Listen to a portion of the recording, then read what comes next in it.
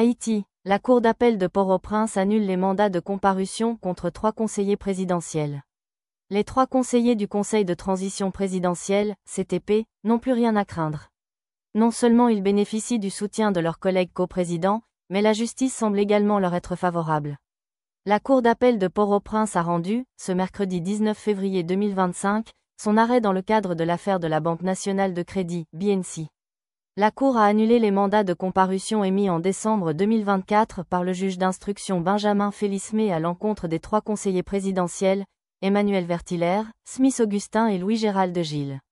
Cette décision a été prise en raison du statut de conseiller des 3 présumés corrompus, selon les juges de la Cour d'appel, qui estiment que les conseillers présidentiels ne sont pas passibles devant les tribunaux ordinaires. Leur cas doit être soumis à une juridiction spéciale, écrivent les juges de la Cour d'appel de Port-au-Prince. La Cour a estimé que les mandats émis par le juge Félismé ne respectaient pas les dispositions de la Constitution de 1987, qui prévoit une procédure spécifique pour juger les membres de l'exécutif et autres hauts fonctionnaires accusés de fautes graves. Ces fonctionnaires relèvent de la compétence exclusive de la Haute Cour de justice, une juridiction spéciale composée des membres du Sénat et présidée par le président de la Cour de cassation. Ainsi, la Cour d'appel a ordonné au juge Félismé de poursuivre l'instruction de l'affaire tout en respectant les procédures constitutionnelles appropriées. Cette décision soulève des enjeux importants pour le système judiciaire haïtien, notamment en ce qui concerne l'indépendance de la justice et la lutte contre la corruption.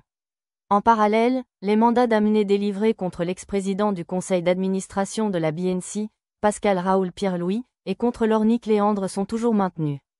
Pierre-Louis est inculpé de corruption active et de versement de pots de vin, tandis que Léandre est accusé de complicité dans ces faits, selon l'enquête de l'ULCC concernant le scandale de 100 millions de gourdes.